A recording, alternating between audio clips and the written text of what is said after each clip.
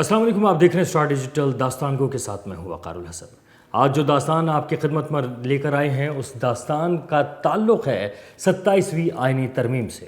27ویں آئینی ترمیم یہ وہ ترمیم جس کے بارے پہ بہت زیادہ بات کی جا رہی ہے، اور اس کی نوعیت اور اس کی وجوہات یہ ہیں کہ کچھ سیاسی جماعتیں یہ سمجھتی ہیں کہ 27ویں آئینی ترمیم کے بعد ان کو مزید تقویت ملے گی، اور بعض سیاسی جماعتیں سمجھتی ہیں کہ 27ویں آئینی ترمیم کے بعد ان کی سیاست لپٹ سکتی ہے۔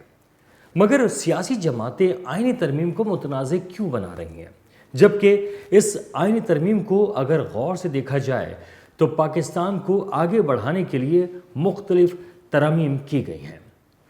اس وقت آئینی ترمیم 27ویں آئینی ترمیم میں 59 جو ترامیم کی گئی ہیں ان کے اندر مختلف موضوعات ہیں، مگر چند کو ہم ضرور ٹچ کریں گے جس پر بہت سے لوگ بات کر رہے ہیں۔ 27ویں آئینی ترمیم جسے پارلیمان نے 2/3 اکثریت سے منظور کیا، صدر نے دستخط کیے، اور اب اس کے بڑے اثرات پورے ملک پر پڑنے کی پیشگوئی کی جا رہی ہے۔ 27ویں آئینی ترمیم میں کن کن چیزوں کو مختلف انداز سے لے کر چلا جا رہا ہے، یا جو ترامیم کی گئی ہیں اس کے کیا اثرات مرتب ہو سکتے ہیں، اس پر روشنی ڈالتے ہیں۔ سب سے پہلے 27ویں آئینی ترمیم دراصل متعدد بڑے آئینی مضامین میں تبدیلی لائی ہے۔ اس میں سب سے اہم 3 نکات شامل ہیں، جن میں ایک آرٹیکل 243 جس میں فوجی ڈھانچے کو تبدیل کرنا، آرمی چیف کو چیف آف ڈیفنس فورسز بنانا، اور اس کے ساتھ ساتھ طاقت زمینی فوج تک محدود نہیں رہے گی بلکہ مشترکہ چیف آف اسٹاف کمیٹی کا عہدہ بھی ختم ہو جائے گا۔ اس نئے عہدے پر فیلڈ مارشل یا مساوی رتبے والا افسر طویل مدتی یا زندگی بھر کے لیے قانونی تحفظ حاصل کرے گا۔ Number 2، article 248۔ آرٹیکل 248 کے بارے میں اگر ہم بات کریں تو اس میں جو تبدیلیاں آئی ہیں یا جو چینجنگ ہیں وہ کچھ یوں ہیں۔ صدر کو قانونی تحفظ حاصل رہے گا۔ اس ترمیم کے مطابق صدر کو عمر بھر کے لیے قانونی استثناء ملے گا، یعنی انہیں عدالتی مقدمات سے بچایا جائے گا، اور اس کا مطلب یہ بھی ہے کہ عدالت ان کے خلاف کوئی مقدمہ شروع نہیں کر سکتی یا جاری نہیں رکھ سکتی۔ اس کے ساتھ ساتھ عدالتی اور آئینی ڈھانچے کو بھی تبدیل کرنا اس ترمیم کا اہم مقصد رہا ہے۔ ایک نیا وفاقی آئینی عدالت جو آئینی تنازعات کی سماعت کرے گی، سپریم کورٹ کی کچھ طاقت کم کی جائے گی، اور وہ عام آئینی مقدمات میں اتنی طاقتور نہیں رہے گی۔ ججز کی تقرری اور تبادلے کے نئے قواعد آئیں گے، اور صدر کو مزید اختیارات ملیں گے۔ خاص طور پر ہائی کورٹ ججز کو ایک صوبے سے دوسرے صوبے منتقل کیا جا سکے گا۔ یہ ترمیم بنیادی طور پر فوجی طاقت کو آئینی تحفظ دیتی ہے اور عدالتی خود مختاری کو محدود بھی کر رہی ہے۔ 27ویں آئینی ترمیم کس طرح منظور ہوئی، اور اس کے پیچھے جو سیاسی جماعتیں تھیں ان میں سے بہت سی سیاسی جماعتیں مخالفت بھی کرتی رہیں، لیکن اس کے باوجود بھی 27ویں آئینی ترمیم 2/3 اکثریت کے ساتھ منظور ہو گئی۔ بحث کے دوران شدید اختلافات بھی سامنے آئے، پھر یہ واپس سینٹ بھیجی گئی اور دوبارہ منظور ہوئی۔ آخر میں صدر آصف علی زرداری نے اپنے دستخط کیے اور قانون کی شکل اختیار کر گئے۔ اس ترمیم کے بعد نئے جج فیڈرل کانسٹیٹیوشنل کورٹ کی تعیناتی اور حلف برداری کا عمل شروع ہو چکا ہے۔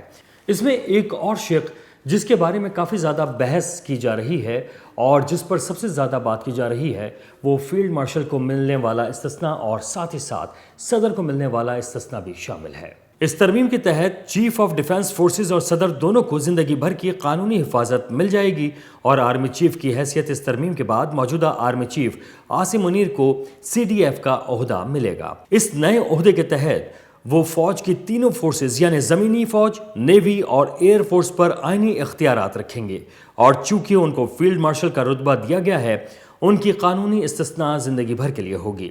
کسی بھی عدالت میں ان کے خلاف کوئی فوجداری مقدمہ نہیں چلایا جا سکتا، اور ان کی گرفتاری یا سزا کا کوئی امکان نہیں رہے گا۔ اسی طریقے سے صدر کو استثناء حاصل رہے گا۔ آرٹیکل 248 میں تبدیل شدہ شق کے مطابق صدر کو کوئی فوجداری کارروائی کا سامنا نہیں کرنا پڑے گا۔ مطلب یہ کہ ان کے خلاف کوئی مقدمہ شروع نہیں ہوگا اور نہ ہی ان کے ساتھ یہ مقدمہ جاری رکھا جا سکے گا۔ مگر اس کے ساتھ ایک اور شرط بھی ہے کہ اگر صدر کوئی اور عہدہ قبول کر لیتا ہے بعد میں تو یہ استثناء ختم ہو جائے گا۔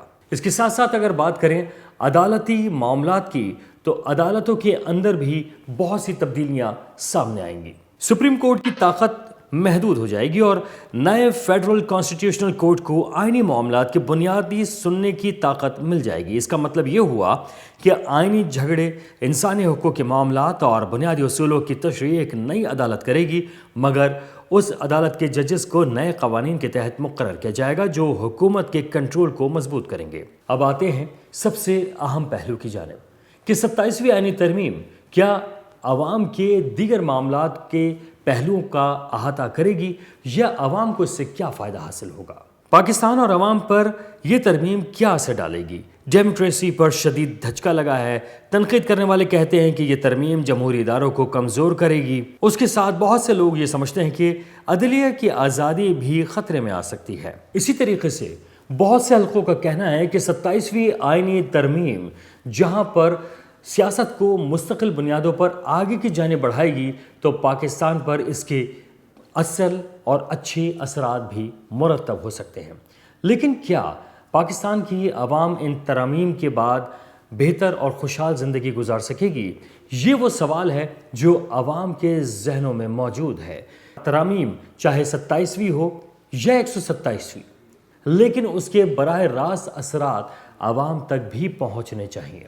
عوام کو بھی خوشحال ہونا چاہیے، عوام کو تحفظ حاصل ہونا چاہیے، اور چاہے اس وقت اگر عدالتوں کے حوالے سے بات کی جا رہی ہے تو عدالتوں میں عوامی معاملات کو جلد از جلد نمٹایا بھی جا سکے اور اسی طریقے سے عوام کو تحفظ بھی فراہم کیا جا سکے۔ یہ ساری چیزیں وہ ہیں جو عوام چاہتی ہیں۔